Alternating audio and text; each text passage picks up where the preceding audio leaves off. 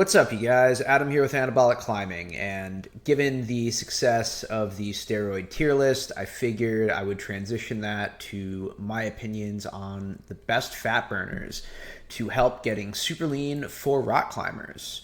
As always, if you guys enjoy these kind of tier lists, please do not forget to hit the like, subscribe, and alert bells. It helps the channel out tremendously. Drop a comment if there's any disagreement on the compounds that I listed or anything that I missed. And yeah, this is not meant to be the definitive list of fat burners for rock climbers. These are my opinions. I am not a doctor. You shouldn't take any of these compounds without the consultation of a medical professional. And there's a couple of these compounds that are not fit for human consumption. We're going to talk about those. But the reason I wanted to start a tier list like this is in the event that you're following stuff in bodybuilding and you hear things that they run, it's very easy to assume, oh man, if this is such an effective fat burner, is this something that would make sense to be leveraged for rock climbing? And in some cases, the answer is yes. It could be like a peanut butter and jelly compound where it just fits really well. There's not a lot of mental side effects. It helps you get really lean. It doesn't really cause too much fatigue. And other times, there are things that bodybuilders do that is just batshit crazy.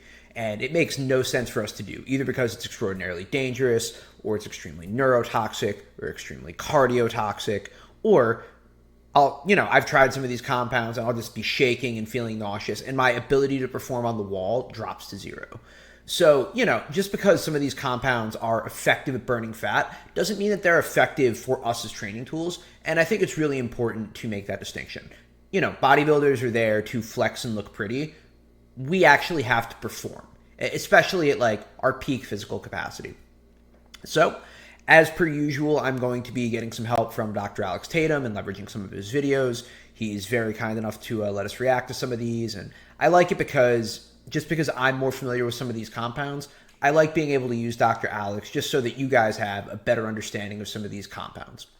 So, without further ado, I want to kick this off with a conversation of retatrutide versus, he says, semaglutide and tirzepatide. So let's hop into the video, react to it, and then let's put it on the list.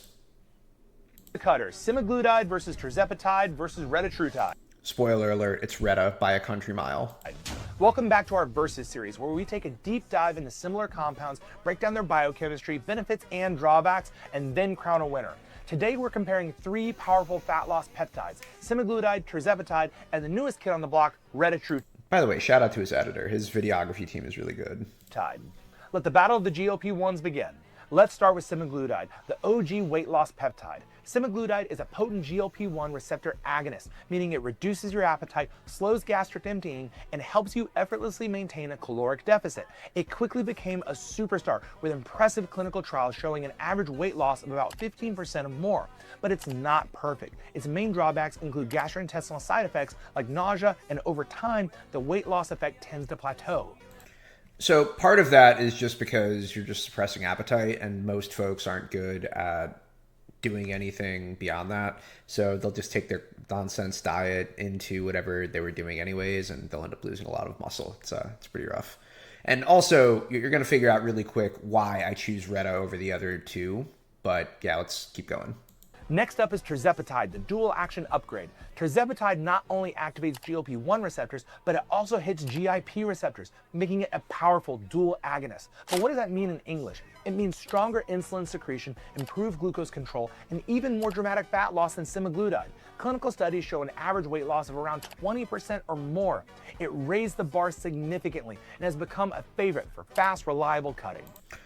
True. And one of the other things to note about tirzepatide and semaglutide is because they have limited actions or limited mechanisms of actions, they're going to smash the hunger signaling super, super hard.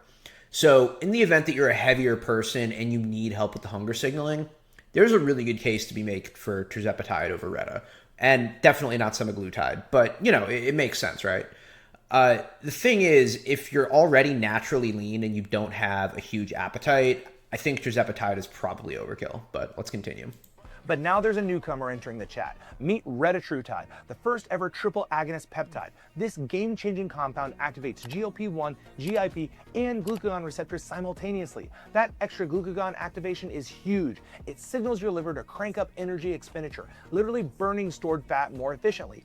Early clinical trials have already demonstrated staggering results, with patients achieving up to 24% total weight loss or even more, making it even more powerful than tirzepatide. So just a little more context between the two. The 20% body mass loss on tirzepatide was over 63 weeks, I think, whereas the 24% fat loss on Reta is over 48.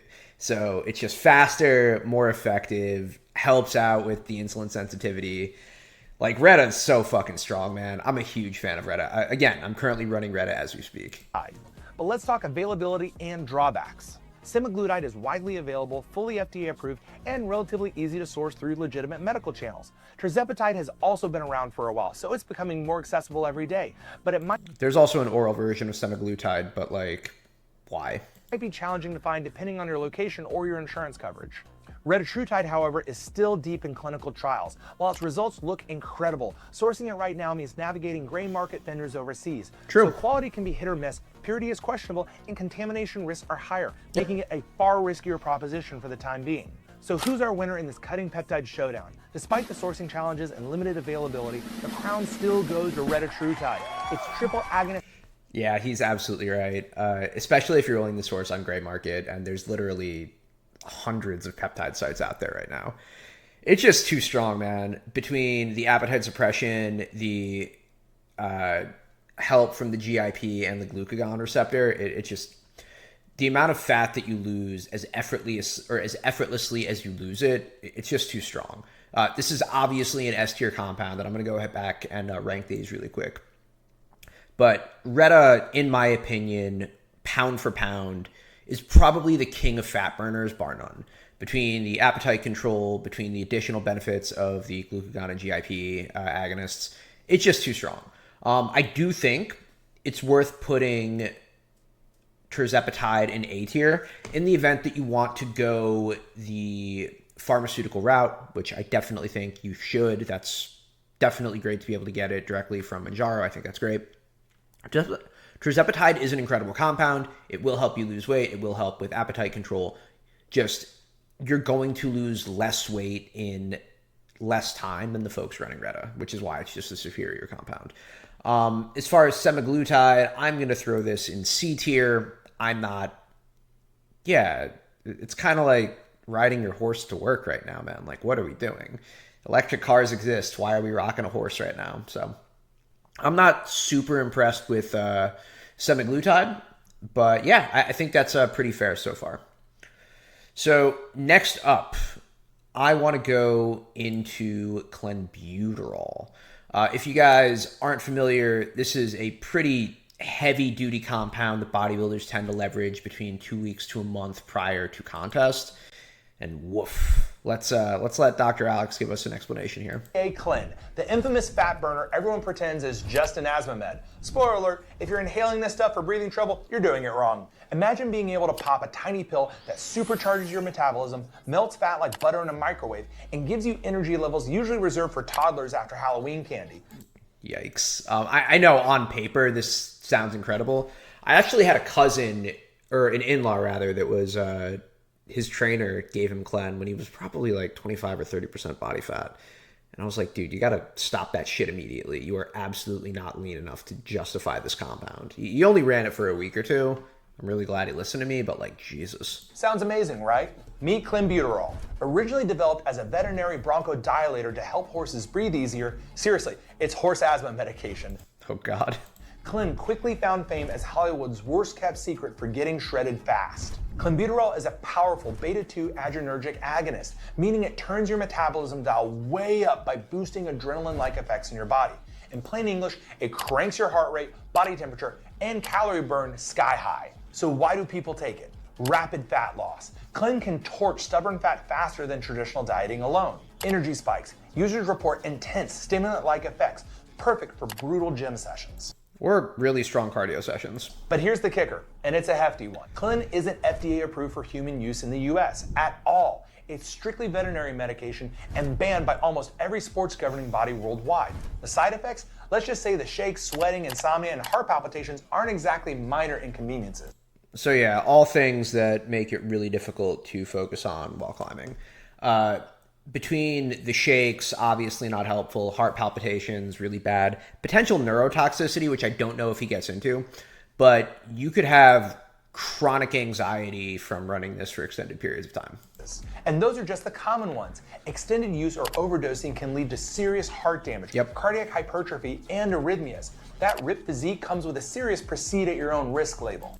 Hooray! Street dosing reality check. Gym bros typically run 20 to 120 micrograms per day for a few weeks, cycling on and off. Sounds low, but trust me, misjudge your dose and you're signing up for hours, if not days, of jittery hands, pounding heartbeats, and sleepless nights. By the way, shout out to the folks over at Genoshic Labs.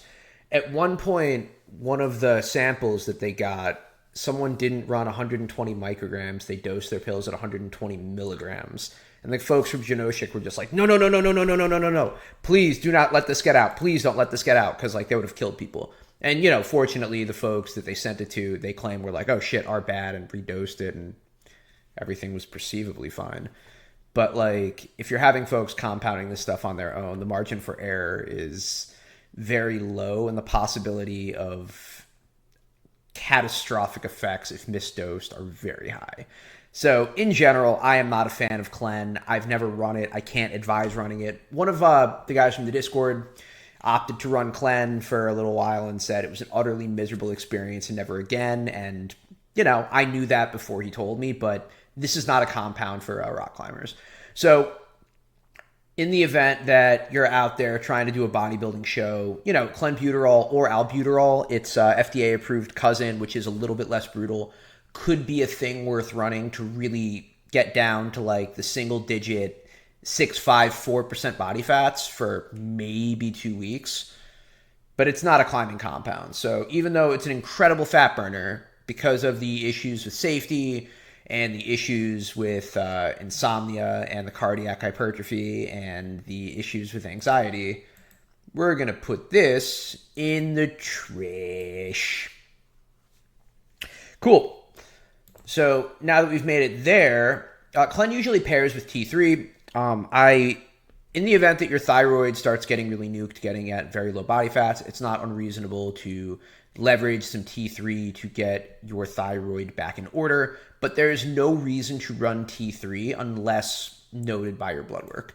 So I'm going to so even though it's an effective fat burner and a great way of stabilizing your thyroid in the event that you need it, it's really blood work dependent. And if you're so lean that you need T3, you might be too lean to climb, to be honest with you. You probably have other hormones that are crashing.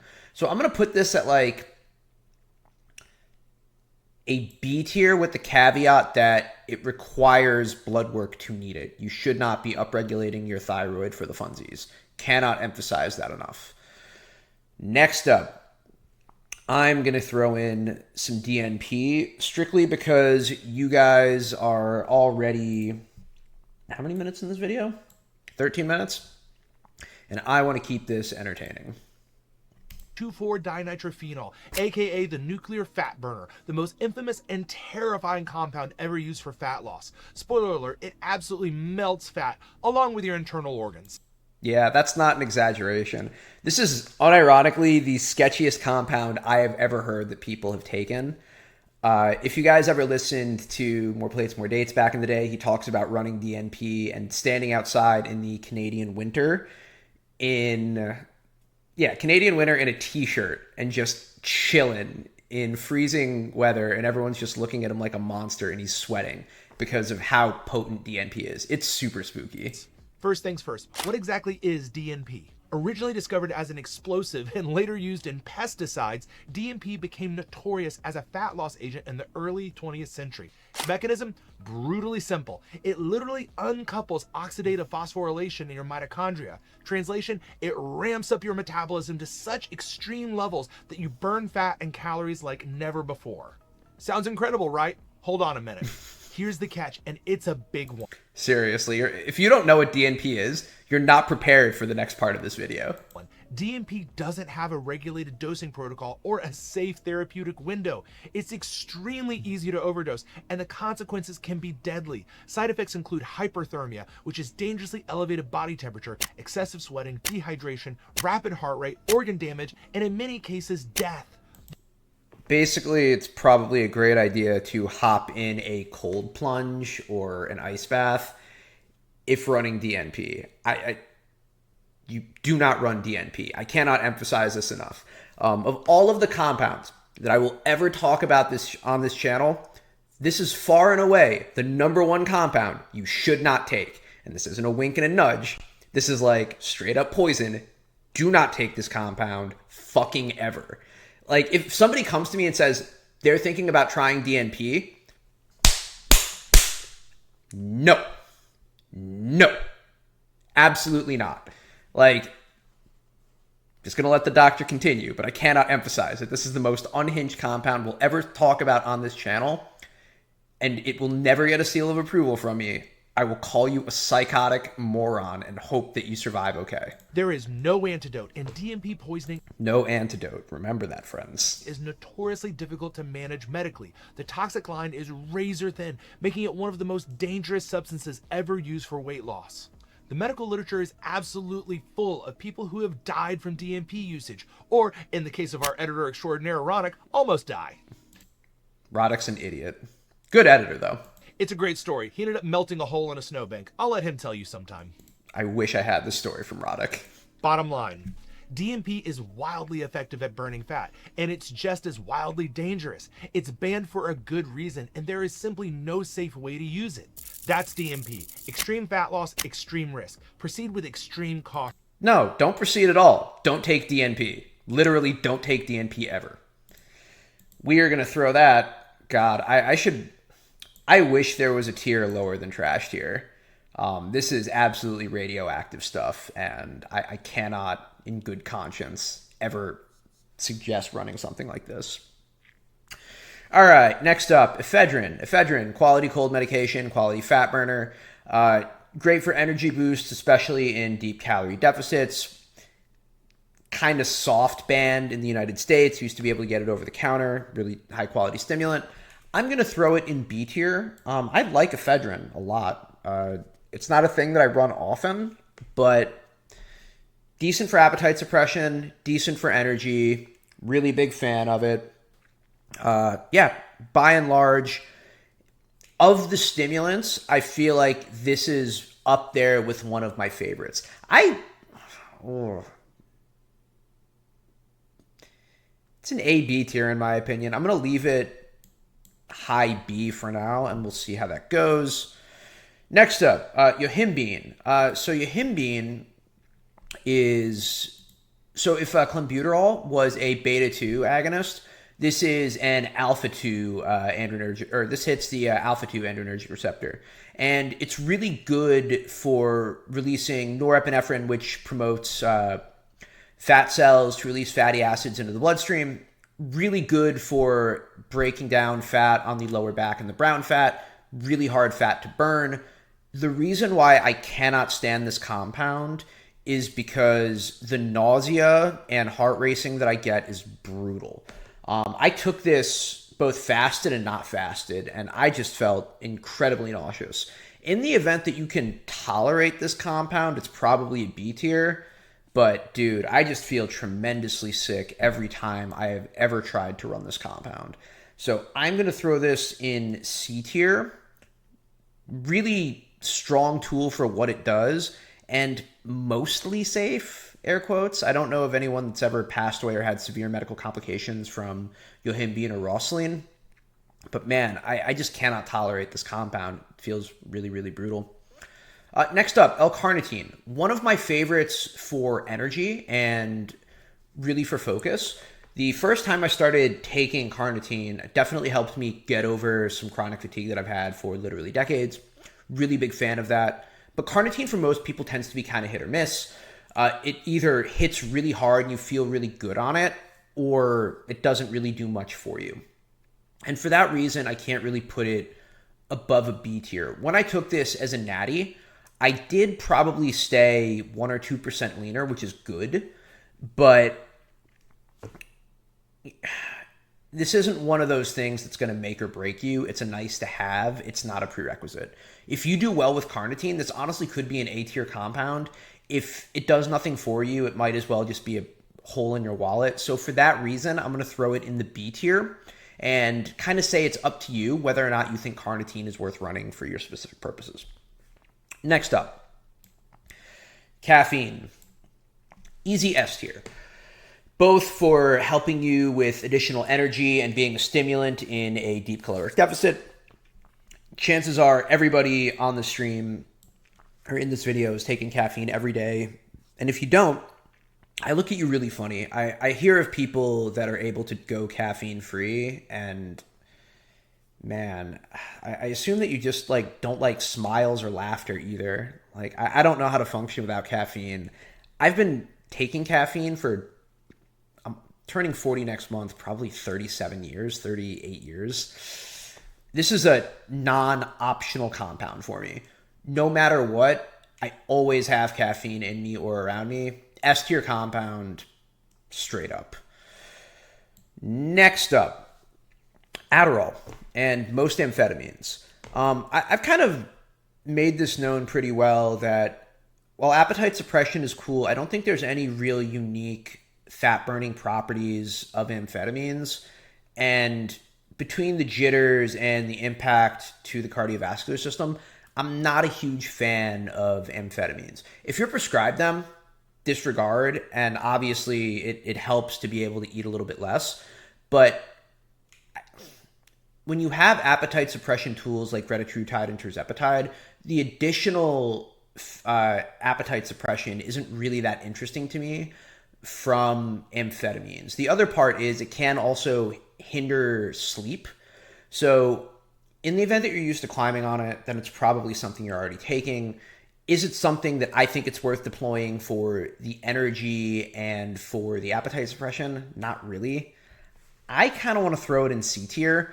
It potentially has a place, but like, I think there are just better compounds to run.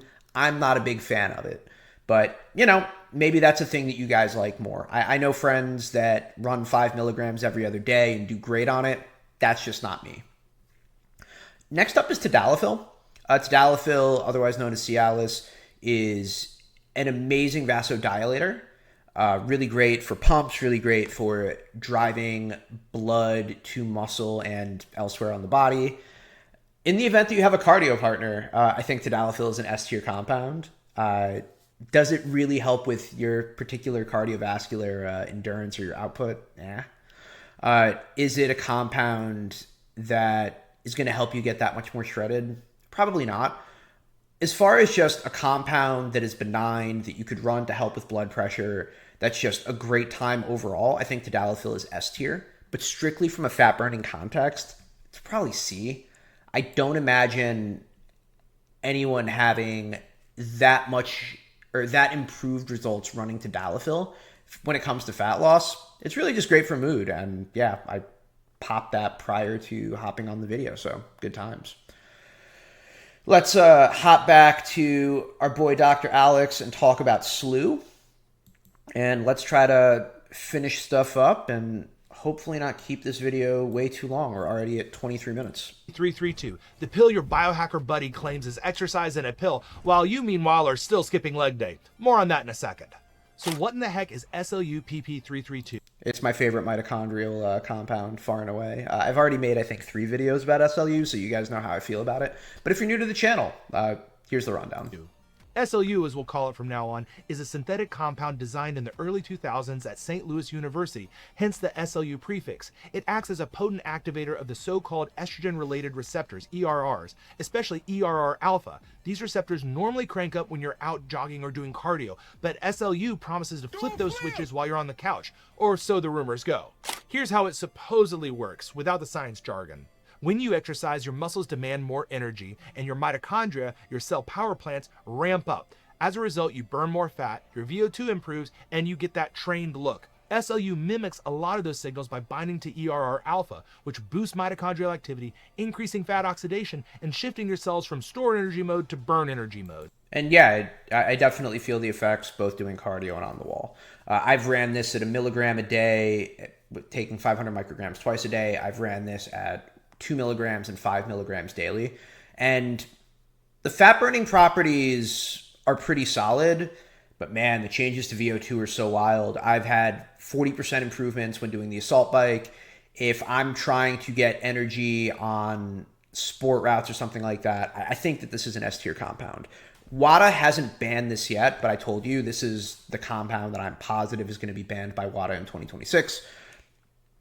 Man, if for no other reason getting additional energy in hard workouts, in caloric deficits, I like this a lot. And while I do get a mild elevated heart rate, it's not nearly as bad as an ephedrine or an Adderall. I kind of equate it to like, for maybe 15 or 20 minutes, taking a little too much caffeine. And it subsides really quickly. I am a huge fan of this compound, but there are some unknowns, and I think that that's worth mentioning. In mouse studies, it reduces fat mass, improves endurance, and changes fuel usage from carbs to fat, all without the mice exercising more. And the anecdotal hype? Some folks in the biohacking world say things like, I feel more energetic, I didn't change my diet, but I felt like I could do more. Yep. Others say my recovery after leg day was faster and less soreness. I don't feel that way, but awesome if that's your case. But keep in mind, these are self-reports, forums, Instagram posts, and not large human trials. One study noted mice gaining 30 to 40% more endurance with SLU, but still, that's a mouse, not you. I got that, and I'm not a mouse, probably. Here are the catches. The first is there's just no large human trials yet. Yep. Zilch. So really quick, I've known dozens of people that have ran SLU. Everyone's blood work comes back flawless. I don't know anyone that's gotten a heart scan. For elevated doses, which would probably be the equivalent of running like 100 milligrams a day, which is just psychotic, cardiac hypertrophy was noticed in mice, but I don't know anyone running anything like that. So, it's an unknown. I don't want to promote a compound with no long-term human data. I'm just saying, strictly speaking for myself and everyone whose blood work that I've seen, blood work improved and physical performance improved. You'll see where I put it on the list. Everything is preclinical. My cells, lab reports. So is this real in humans? It's experimental at best. True. Second, it's not a magic shortcut. Even if SLU flips some internal switches, it still doesn't replace the training, nutrition, or recovery. 100%, but I will say that it definitely is a force multiplier.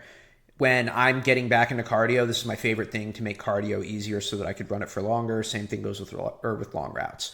This is not a thing that I would recommend to take while sitting on the couch. If I'm in a push for my last 2 weeks of a cut or a peak cycle, this is in my protocol almost always. That we know is necessary for hypertrophy. Those still matter. Yep. Third, sourcing can be sketch city. Since it isn't approved for human use, purity, dosage, and side effect profiles are unknown. Buyer beware. Yep. Fourth, while side effects in mice were mild, think increased heart rate and some minor liver enzyme shifts, we simply don't have long-term human safety data. Street dosing reality. I wouldn't recommend running this for longer than 4 to 6 weeks, personally, if this is an experiment you're going to do. Obviously, huge risk because of the unknowns, but when I've run this for 6 weeks in the past, lab work has improved. When I inevitably get a heart scan, probably next year, I'll let you know how we're looking. Check. People in peptide circles are using SLU orally, often microdoses 2 to 3 times a day, hoping for fat loss and more energy without stimulant jitters. But dosing cycles and timing is all guesswork. Yep. Bottom line, SLU is one of the more exciting next-gen compounds. Oral, non-steroidal, purported to mimic exercise by turning on mitochondrial and fat-burning switches. But the science in humans is almost non-existent. Long-term safety is unproven, Yep. and your results may vary wildly. If you do decide... I do like it pre-workout, primarily pre-cardio or pre-climbing. That's when I like to dose it. I've taken it multiple times a day, and it's fine, but I think I get the most bang for my buck if I'm going to take an experimental compound pre-workout. The experiment, do it responsibly. Yes. Consult someone who actually knows what they're talking about. Yep. And keep your expectations grounded. Yep. That's SLU. Intriguing mechanism, loud potential, huge unknowns. So this is probably my hottest take on the tier list. do not do experimental peptides. But if you're asking me personally, my favorite compounds for fat burning, it's a big S for me, dog. Yeah. I'm very eager to see some of the other trials that inevitably come from it. Everything I've seen on the internet has basically been glowing. I've seen a couple folks have some heart rate issues. They seem to be the exception, not the rule. Be careful whenever taking experimental peptides. But for me, for my list, S tier for sure. Next up, let's do MOTS-C, because I feel like that's the cousin of SLU for the most part. C, aka exercise in a vial. The mitochondrial peptide your favorite biohacker swears is a shortcut for fat loss, endurance, and anti-aging. Spoiler alert, MOTS-C is surrounded by fascinating science, but there's limited human data, although what we have is genuinely promising. So I've taken MOTS-C a few times before we hop into this. Every time I feel like I get a mild head rush, I do not get the cardio effects that I get from SLU. The other issue that exists with MOTS-C that I haven't seen with SLU yet, I get a little bit of a rash every time I pin it. And I've known folks that go into anaphylaxis taking MOTS-C, so please be careful. While on paper, it seems to be good with fat loss, and the energy is really nice. It kind of reminds me of like, kind of a mellow head rush. It kind of reminds me of ephedrine as far as like an increase in energy. But, it's nice to have an extra energy boost in a deep caloric deficit. I don't really see any benefit of it when I'm ever like climbing or doing cardio. So that's kind of how I feel about it. Let's see what Dr. Alex says. First off, what exactly is MOTS-C? MOTS-C is a peptide naturally produced by mitochondria within your cells. Think of it as a metabolic booster shot, signaling your cells to burn more energy and utilize fat more effectively. So why all the excitement around MOTS-C? First is fat loss with a metabolic boost. MOTS-C ramps up your metabolism primarily by activating the AMPK pathway, essentially turning your body into a fat-burning machine at the cellular level. 2 is endurance and performance. I have not felt this, whereas I feel it very noticeably on SLU. Better mitochondrial function means enhanced endurance, reduced fatigue, and faster recovery from training. I think in general you might feel less fatigued, but I don't know if fatigue is actually reduced at the cellular level. 3 is anti-aging potential. Early studies suggest MOTS-C can improve insulin sensitivity, metabolic health, and overall cellular resilience, potentially slowing biological aging. Sounds amazing, but let's dial in some expectations clearly. The science is promising, but it is still early. Most evidence is from animal studies or early stage human research, with human data still limited, though rapidly growing. Street dosing reality check. Typical dosing quoted in biohacking circles ranges from 5 to 10 milligrams injected subcutaneously. Yeah, don't do that. 5 to 10 milligrams is unhinged. If you're going to take this peptide, of which experimental, probably best off starting at 0.25 milligrams and maybe going up to 1 milligram a week. Folks do not take this every day. Folks seem to be doing this every other day or like 3 to 4 times a week tops. I knew a dude that YOLO'd 10 milligrams at once, and I was like, the entire steroid telegram was like, bro, are you out of your mind? So don't listen to that. Please take less. You could always take more later. 2 to 3 times per week. Ideal dosing protocol. For context, 10 milligrams is like a whole vial. Like that's crazy. I couldn't imagine just like whopping that.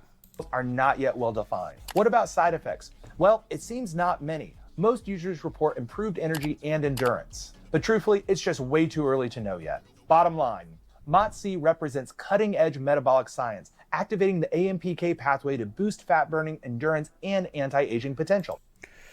Like I said, didn't really give me the best cardio boosts. The fat burning was kind of like invisible to me. So I'm going to call MOTS-C at best B tier because I really like the energy and I think it's probably on par with ephedrine. Yeah, that's pretty fair to me. So we have one more that I want to go over. Albuterol I'm going to put next to clenbuterol, where it's less bad than clen, but still too strong for us. I'm going to throw an unknown to mirabicron. It seems to be a really interesting fat burner that also happens to help with overactive bladders as well. So especially as I get into a deep calorie deficit, I wake up a lot in the middle of the night to piss. It's fucking annoying. And I could imagine mirabicron being really useful to get more sleep. With that said, I haven't tried it and I don't know anyone. I'm waiting for more friends to try it to give me an accurate representation to see if it's a thing that could be helpful for climbers. I'm not ready to rate this yet. The last is cardarine, which we've talked about on this channel before. But I do want Dr. Alex to fill in the blanks one last time, and then we'll call it. Cardarine, aka GW-501516. We're just going to call it cardarine. That's an unhinged title. The endurance-boosting research chemical your favorite influencer still thinks is a SARM. Spoiler alert, it's not, and no, this is not a sign to gamble. What if... Seriously, don't gamble. The fact that Lincoln Knowles is like free soloing and gambling, like, bro. Like, literally rage bait personified. I'm kind of into it. As the guy that flirts with rage bait by being a climber talking about steroids, but otherwise is pretty vanilla in all of his takes, I can appreciate a guy that's willing to commit to playing the heel like that. Like, you're a bench, Lincoln. You could pop a pill and suddenly run farther, bike longer, and burn fat without caffeine jitters or shady doping needles. Sounds amazing, right? Meet cardarine. Developed in the early 90s by GlaxoSmithKline and Ligand Pharmaceuticals, cardarine isn't technically a SARM. It's actually a PPAR delta receptor agonist. Think of it as flipping your body's metabolic switch from gas guzzler to electric hybrid, dramatically boosting endurance and enhancing fat burning. So meldronium does this exact same thing too, except meldronium doesn't go off fat, it goes off of carbs. And I'm not putting it on the fat burning tier list, but I would probably put them in similar spots. In animal trials, mice given cardarine increased their running endurance by an astonishing 70%. Translation, rodents turned into furry ultramarathoners overnight. Human users anecdotally report noticeable endurance boosts and impressive fat loss, perfect for CrossFitters, endurance junkies, or cutting phases. Or folks trying to get the LCAP speed record. I cannot think of a better compound for trying to like break the speed record on LCAP. But here's the big catch. In animal studies, rats were given cardarine at relatively sky-high doses, about 3 up to 40 milligrams per kilograms per day, which sounds significantly higher than typical human doses. And they were given this for almost 2 years straight. Unfortunately, they developed aggressive cancers, especially in the liver, stomach, bladder, and colon. You know, all the easy ones to treat. Jesus Christ. This finding was alarming enough to make pharmaceutical companies abandon it completely. Now, time for a quick street dosing reality check. Most recreational users run cardarine between 10 to 20 milligrams per day, which sounds far lower than what caused tumors in rodents, but remember, cardarine is still untested in the long term for humans, and the actual calculated human equivalent dose for some of those studies is uncomfortably close to the 20 milligram a day dose some athletes commonly take. Now, official human clinical trials lasting up to 3 months showed no signs of cancer, but they were far too short to guarantee safety over prolonged use. Yep. And let's not forget contamination roulette. Zero pharma grade cardarine is available. Yep. Those online capsules you're buying, they might contain contaminants, random SARMs, or straight up creatine for all you know. Or they might be overdosed and underdosed. And I don't know if he mentions this in this video, but cardarine's cancer risk is actually in a U-shaped curve. So really low amounts of cardarine is pretty cancerous and really high amounts of cardarine is really cancerous. So if they misdose your pills, then like, oof, could be really bad news bears really quickly. Which would still probably be cheaper and more effective than those BS creatine gummies your favorite influencer is still shilling. Bottom line, yes, cardarine boosts endurance and may aid in fat loss, especially in the short term. But the cancer risks, those seen at much higher doses in rats, remain a glaring red flag. Until we've got clear human data proving long-term safety, it's probably best to stick to literally almost anything else. That's cardarine. So yeah, I've had a friend that ran cardarine as a climber. He said it got him about half a grade really quickly on ropes.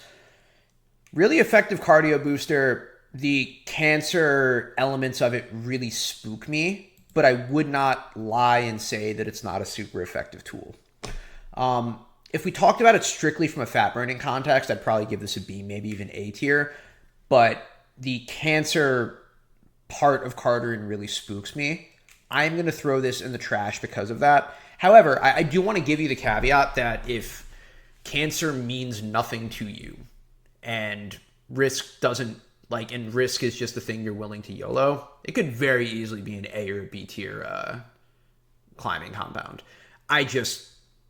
I have too many things to live for between the wife and the dogs. I can't justify putting it anything else other than trash. So do with that information what you will. But yeah, this is my tier list as it relates to fat burners for rock climbers. I feel really confident about Retta and caffeine. Slew, personally, it's one of my favorites, but time will tell if I'm right or not. Tirzepatide, really, really strong. Going into the B tier, I definitely think ephedrine and MOTS-c are things that are worth considering. Same thing with T3 only if your lab work says you need it. L-carnitine is a compound I recommend to beginners that are just getting into pinning. But yeah, really anything in the C tier or below, you're welcome to run to tadalafil. If you are comfortable taking Rosalind or yohimbine, so be it.